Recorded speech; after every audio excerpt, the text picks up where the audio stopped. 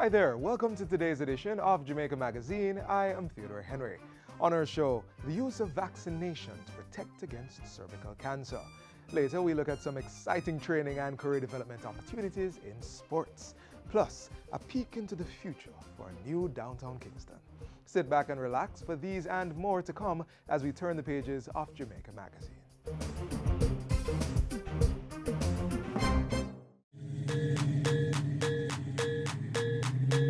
Whether you drive on 2 wheels or 4, there's one thing I can guarantee you. That is that you know someone that's gonna need blood one day, or you might just be that someone. So here's the deal. The blood we have can only supply about 50% of the need. That's why with the craziness that's happening on the roads, we need you to join the One Love, One Blood campaign.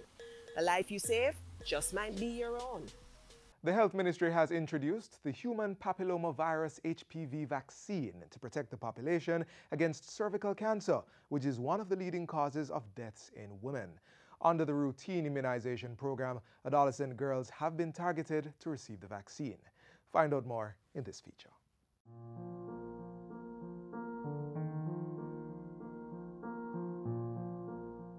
Globally, cervical cancer is the second most common type of cancer in women, with over 85% occurring in developing countries. Every year, 528,000 new cases are diagnosed, and there are approximately 270,000 deaths. By 2050, without any intervention, the number of diagnosed cases of cervical cancer is expected to increase to 1 million per year, with approximately 90% of the deaths occurring in developing countries like ours.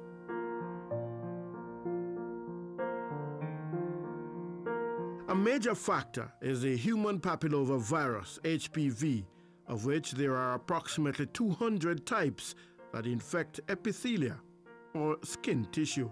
At least 14 types of the human papillomavirus have been found to cause cancer of the cervix.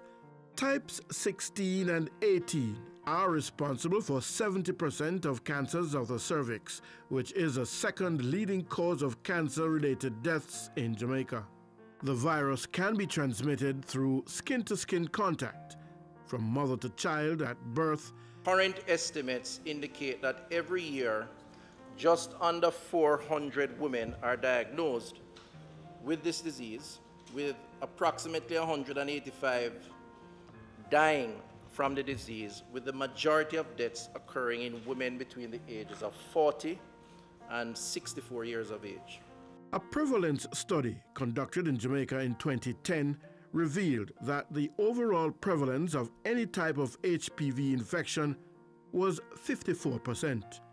Cancer-causing HPV types were detected in 34.9% of the women, and HPV types 16 and 18 were found in 10.5% of the general population and in 71% of women with abnormal pap smears. This reality has prompted the Jamaican government to take the initiative to prevent cervical cancer through the introduction of the bivalent human papillomavirus HPV vaccine. The World Health Organization, WHO, recommends that HPV vaccines be included in national immunization programs as a core strategy for primary prevention against cervical cancer. WHO states, Mr. Speaker, that HPV vaccination for girls ages 9 to 14 years is the most cost-effective public health measure against this disease. More than 70 countries around the world, including more than 20 countries in Latin America and the Caribbean, have already introduced the vaccine.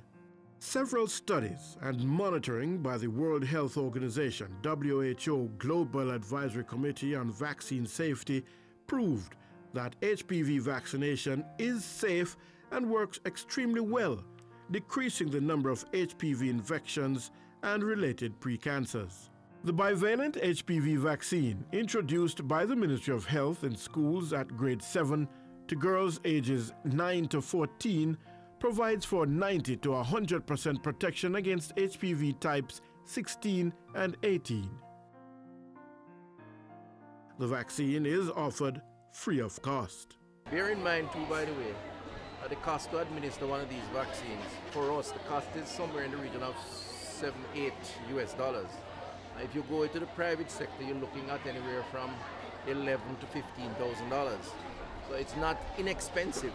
This vaccine is not mandatory, and beneficiaries received opt-out forms for parents and guardians to give or refuse permission for their girl child to receive the vaccine. We can take it that the indication, if anything, is that they want this. They identify with this. I remember one girl indicated that her mother actually called her aunt, who is a nurse, for advice. So that spells good.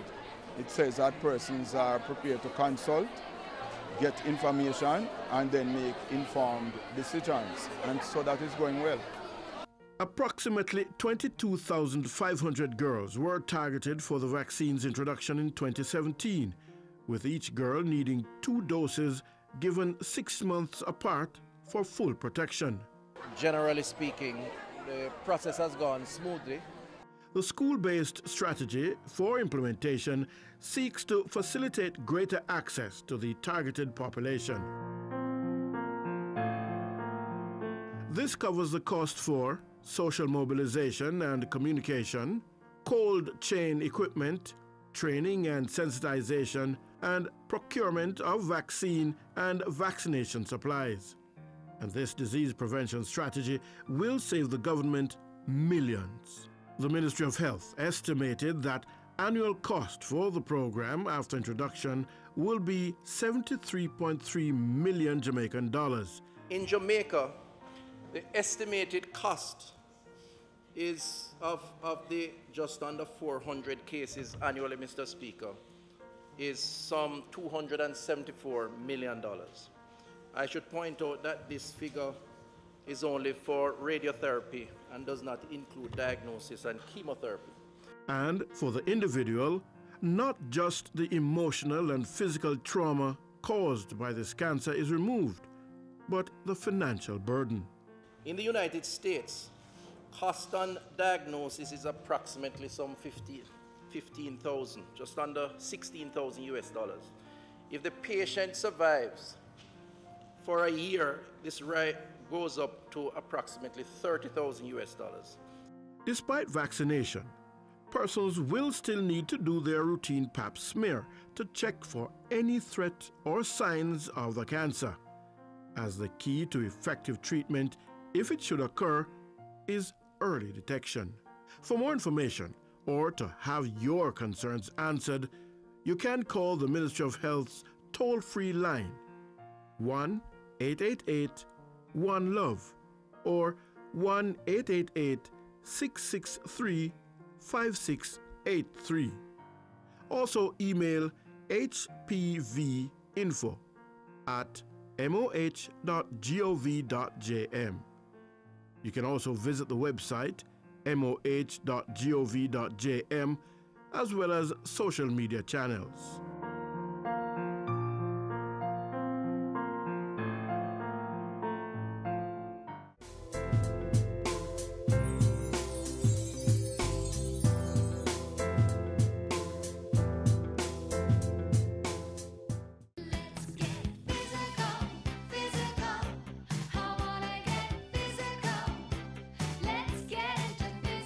Did you know regular physical activity controls your weight, reduces your risk of cardiovascular diseases, reduces your risk for type 2 diabetes and metabolic syndrome, reduces your risk of some cancers, strengthens your bones and muscles, and increases your chance of living longer? Get active, get fit, stay healthy.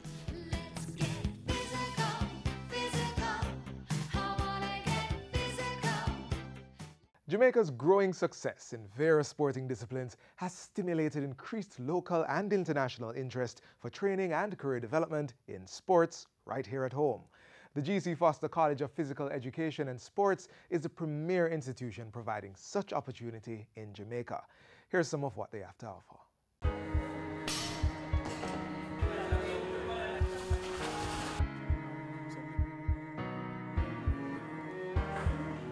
conditioning the body and mind, contributing to holistic development. This can be your experience at the G.C. Foster College of Physical Education and Sport, the only institution of its kind in the English-speaking Caribbean.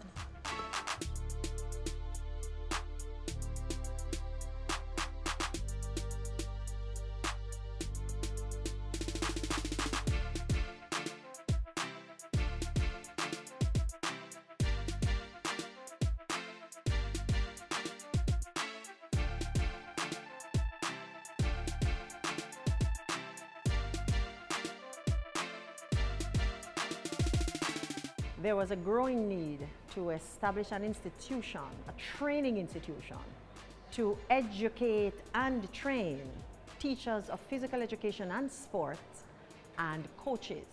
GC Foster not only fulfilled the mandate locally, but we are now reaching international countries. We are not just known as the home of world-class coaches, but we're producing world-class athletes as well. The institution uses state-of-the-art equipment, including a new 400 meters track donated by the Sport Development Foundation, and international comparable training techniques and technology to teach the importance of physical literacy and sport, opening doors for careers in multiple fields, from event management, massage therapy to fitness instruction. The institution offers various levels of education, from certificate to postgraduate. There are quite a few programs that we do offer that you'd call not necessarily conventional programs. We try to get the students optimally rounded so they can introduce different sporting activities to the students when they go out in the world of work. Students are given the opportunity to hone and shape what is learned in theory through practical exercises in the various facilities provided for multiple sporting disciplines.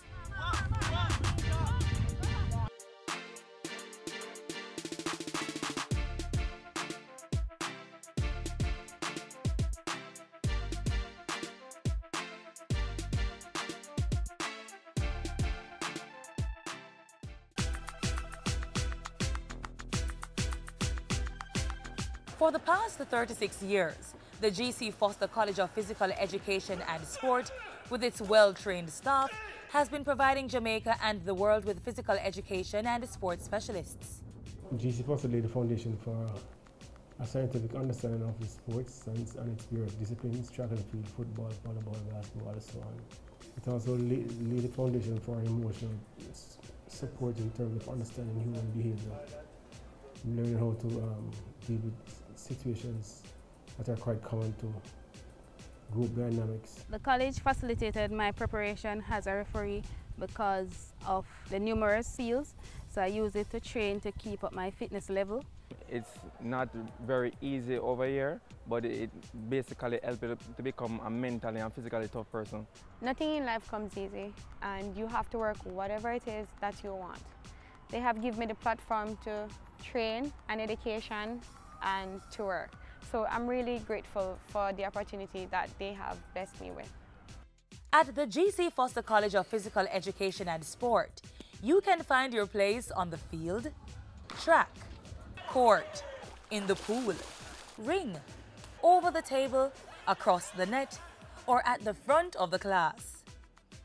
The G.C. Foster College of Physical Education and Sport, a world-class training institution.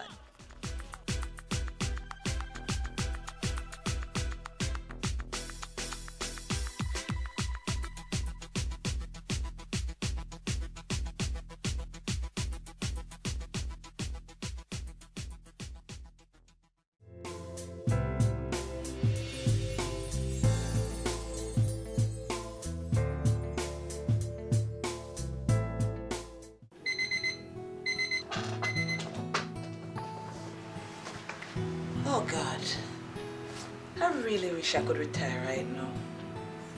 It's high time I start my own business. Well, honey, don't you think you should apply to the early retirement program? Look how long we are talking about that. You know, you're right.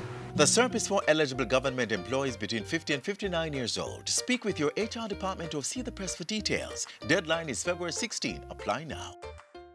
The plan is unfolding for a modern downtown Kingston. New contemporary buildings sprouting on the foundation of the waterfront sets the tone for what's to come. Learn more in our next feature. The Urban Development Corporation, in association with the Jamaica Information Service, presents Urban Scope.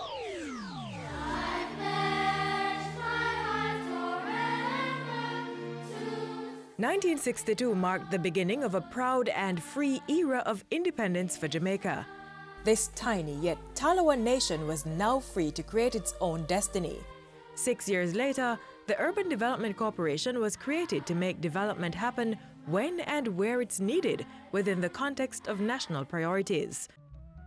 One such area was the Kingston waterfront, from Bank of Jamaica to the east to the Kingston Craft Market in the west.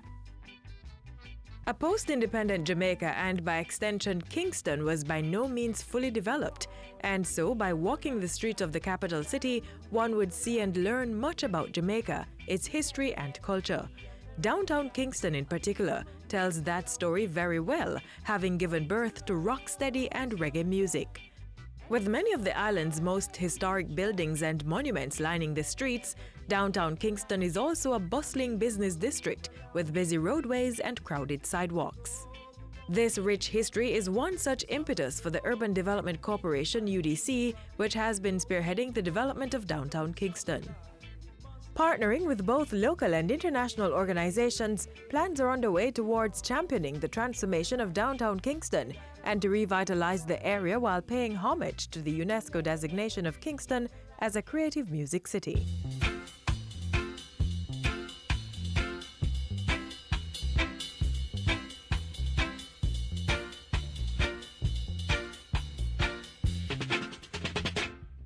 In 1995, the UDC was entrusted with its tax incentive program, and that pulled investments in the downtown Kingston area. A major investor is the multinational corporation Digicel, which constructed its global headquarters on prime waterfront property sold by the UDC.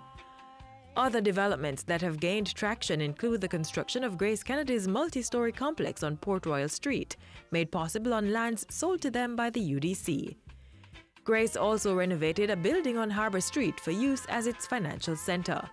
And nearby, the Ministry of Foreign Affairs and Foreign Trade is finalizing plans for the construction of its headquarters on property along the Kingston waterfront, close to the Jamaica Stock Exchange, on lands made available by the UDC. The redevelopment of downtown is being guided by the UDC's Downtown Kingston and Port Royal Redevelopment Plan 2030. It's being implemented on a phase-by-phase basis and is aligned with the Vision 2030 Jamaica National Development Plan. This redevelopment plan is giving energy to an updated development order for Kingston, as well as guidelines for land use and zoning. Aspects of the UDC plan already in motion include the construction of a bus park, one component of a multimodal transport center for the city. There's also the upgraded St. William Grant Park and the redevelopment of the National Heroes Park. Over in the Market District, significant development is evident with the build-out of the Chapel Lane Market. The UDC took another step in partnering with Digicel and the Kingston and St. Andrew Corporation, the KSAC, to ensure electrical upgrades were completed on the reconstructed Coronation Market.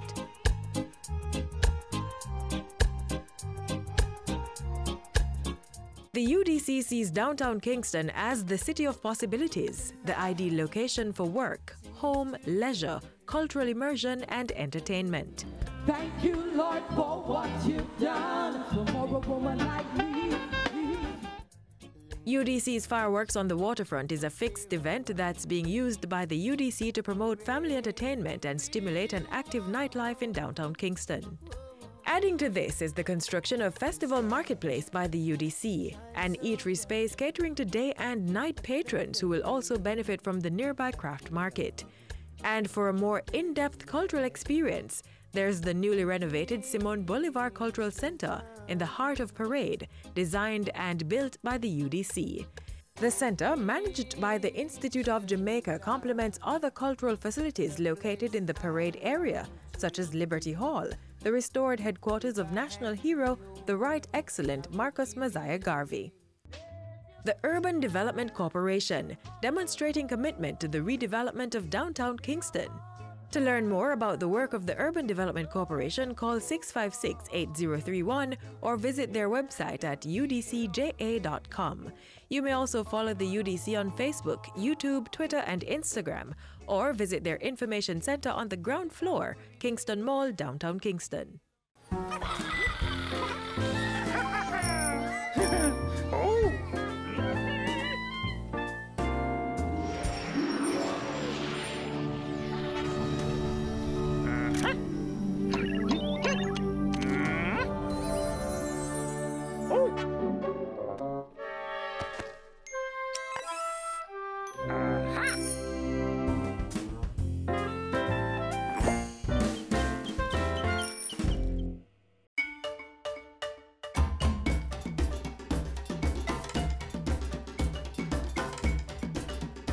On the board this week, the Ministry of Justice's Restorative Justice Unit will host another of its series of public lectures. The latest lecture will be held under the theme, A Restorative Approach to Gang Violence in Jamaica. It takes place on Wednesday, February 7 at the Montego Teachers College in St. Anne. This will start at 9 a.m.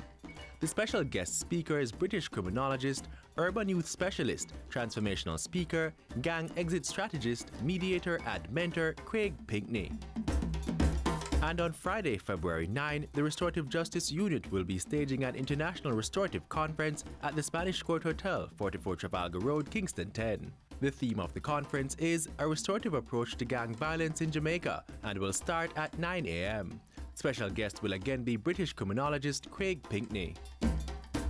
The Montego Regional Hospital is inviting everyone to its 2018 staging of the One Love, One Blood donation drive and launch of the RideWise Safe Biking campaign. This will be held on Wednesday, February 7 at the Montego Regional Hospital. Join them from 8 a.m. to 5 p.m. and donate blood.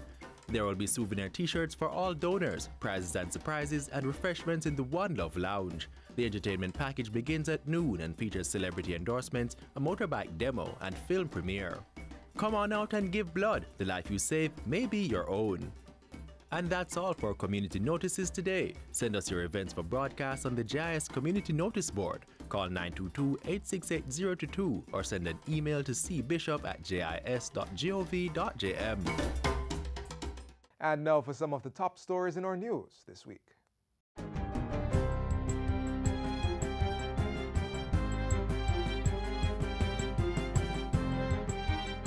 Hi there, I'm Simone Wolf with your JIS News of the Week. The state of public emergency in St. James has been extended for another 90 days. Both houses of Parliament passed the Emergency Powers Continuance Resolution this week, extending the operation until May 2. These additional powers allow the security forces, through a suite of operations, to bring the high levels of violence and murders under control, and also to prevent the movement of weapons. Since a state of public emergency was declared, 51 persons have been arrested and charged for various offenses, and 10 firearms and several rounds of ammunition have been recovered. Meanwhile, Cabinet has approved the allocation of $100 million to increase the Jamaica Tourist Board's marketing and advertising campaign for the tourism sector. It's part of government's comprehensive plan to limit the impact of the state of public emergency in St. James. I never expected that calling a state of emergency would be an easy thing to do, that there will be some amount of fallout, but we calculated based upon past experience, based upon assessing Jamaica's standing. We calculated the downside risk, and the downside risk of doing nothing is greater. The Ministry of National Security will be handing over 53 600cc motorcycles to the Police Traffic Division in February to boost the mobility of the JCF. We will also be taking possession of 90 trail bikes, Your Worship. And they are specifically for pre-day larceny and for cell phone recovery. So it is my belief that when we hand them to the Commissioner, at least 3 or 4 bikes will go to each division. The House of Representatives has approved legislation to transform the major organized and anti-corruption agency, MOCA, into an independent law enforcement agency that will investigate and prosecute serious crimes and related matters. We must take note that by MOCA's tremendous efforts, the power of criminals and their influence will be whittled down to insignificant proportions, and the scourge that is organized crime will be diminished. Judge of the Supreme Court Justice Brian Sykes has been appointed to act as Chief Justice of Jamaica effective February 1.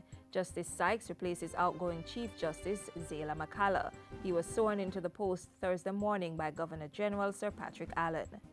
His training, practice, and exposure will inure to his advantage as he assumes this position at a time when our country is at the crossroads and needs the active voice of the judiciary to send the strongest message that we are a country of law and order. Jamaica has signed a $582,000 grant with the United Nations Green Climate Fund to assist the private sector develop and implement strategies to respond to climate change. You have our total support, and we'd like to be involved from the concept stage to the implementation to ensure that we get it right the first time and that businesses and indeed the country benefit from the resources of the Green Climate Fund and any other financing options regarding climate change. The country is closer to having an updated law for governing building approvals and processes, as well as regulation of the industry. The building bill was passed in the Senate recently with 30 amendments. The National Building Code is now designated under this Act, and then it speaks to, in 14.5, the different international codes that have been modified and designated by the Bureau of Standards. So they have already been reviewed in consultation with all the stakeholders and accepted as the building standards. And finally, government is looking to develop the seaside community of Buff Bay in Portland into a coffee gastronomy destination, where the experience can be realized in all its forms, and we can create that cottage industry with cafes and with various kinds of offerings connected directly to coffee. And those were some of the stories making news this week. I'm Simone Wolf. When criminals disagree, they seek revenge. Murder, arson, rape, whatever causes terrible suffering. It doesn't matter who gets hurt. Women, children, and the elderly, they are the main targets. Don't support the criminals. Don't cover up for them. Don't take their money. Take a stand now for the right of our women and children to be free from fear and abuse. Silence brings violence. A message from the Ministry of National Security.